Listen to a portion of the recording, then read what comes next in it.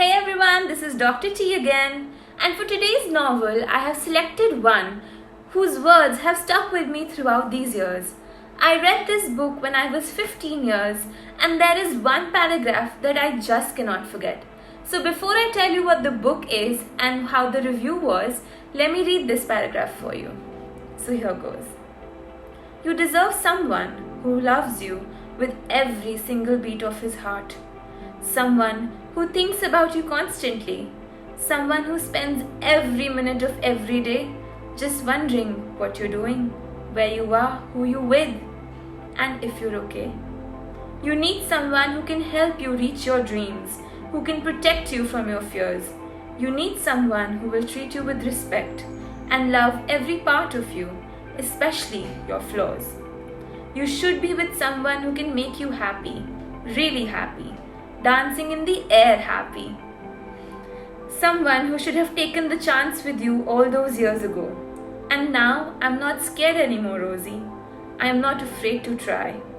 My heart broke when I saw the woman I love turn away from me on the aisle and walk to a man she wanted to spend the rest of her life with. But that man wasn't me. It was my prison sentence. Years stretched by without me being with you and without me being able to tell you how I feel or hold you how I wanted to. Twice we've stood on the aisle together. Twice, Rosie, we've got it wrong. I should never have let your lips leave mine all those years ago in Boston. I should never have pulled away. I should never have panicked. Give me a chance to make this up to you. I love you, Rosie. Please think about it. Don't waste your time. This is our opportunity.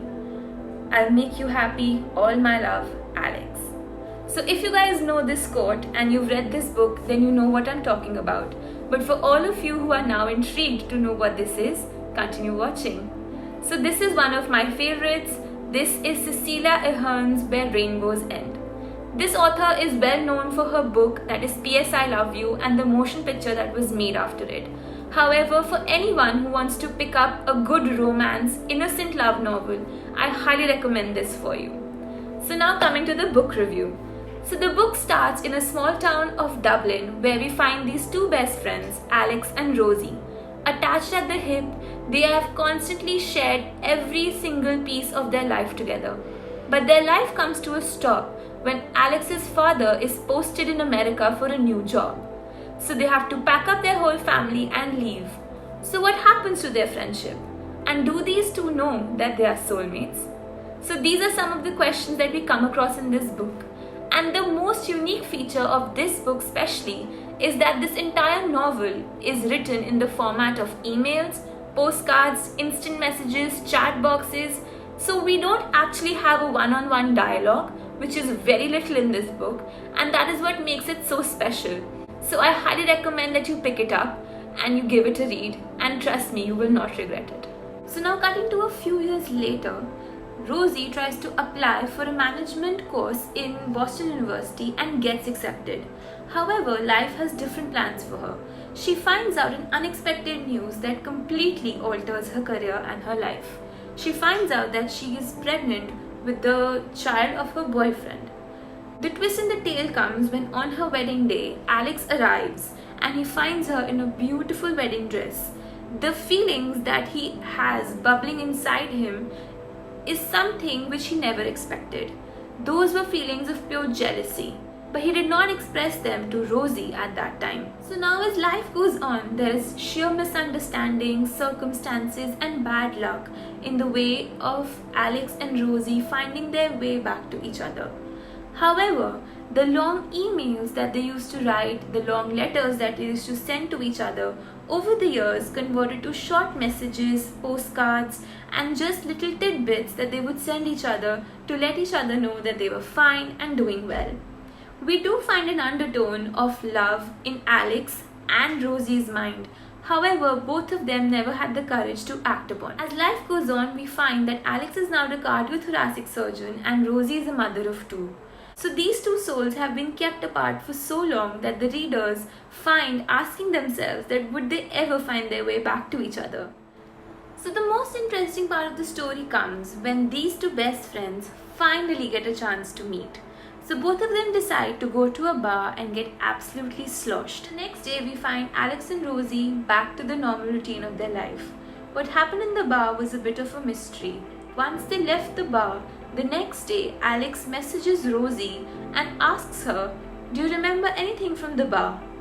And Rosie was so drunk and so sloshed that she had no clue as to what had happened. So now cutting to when both of them are 50 years of age. Rosie's life comes to a standstill when she loses her father and goes back to Dublin to her parents' house. And she sits and talks with her mother. She realizes that even her mother understood at a younger age that Alex and Rosie were soulmates, even though life had different plans for them. It was her mother who told her that if there is a silence between the two of you, you need to understand that the silence is something more than friendship. And that is when Rosie messages Alex that she too had perceived that silence between them. When Alex receives this message, he is absolutely excited. That is when Alex writes this beautiful letter to Rosie, the one that I had read you in the beginning of this review. So from this letter, we understand that Rosie had tried to kiss Alex in Boston when both of them were sloshed. But it was Alex that pulled away from her. So in the epilogue, we find that Rosie has received that letter and she has read it. So what happens next, let me read it for you. It is absolutely beautiful. Trust me, you will enjoy it. The bell from the front desk downstairs rang loudly. Rosie tutted and glanced at her watch. It was 6:15. A guest had arrived. She tiptoed carefully between the letters that were scattered around the rug, trying not to step on those important papers that she had saved her entire life. She found herself falling forward against the luggage that was kept stupidly in between of the room. "I'm so sorry," the man apologized. Rosie's head shot up. She took in the man that stood before her, nearly 6 feet, with dark hair and those grey eyes. His skin was tired with wrinkles around his eyes and mouth, as would anybody's who had just spent 4 hours in the car after a 5-hour-long flight. But those eyes sparkled and they glistened as the moisture inside them began to well up. Rosie's eyes filled up also. The grip on her arm tightened. It was him.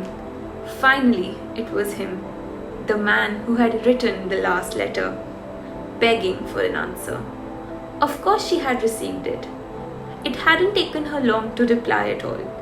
And as the magical silence once again embraced them, after 50 years, all they could do was look at each other and smile. So I hope you guys like this book review. I tried something new this time. And if you like book reviews like this, let me know in the comments down below and I would do something for you again. So keep a lookout on this channel for more book reviews to come. Until then, don't forget to smile, sparkle and shine. Goodbye. See you soon.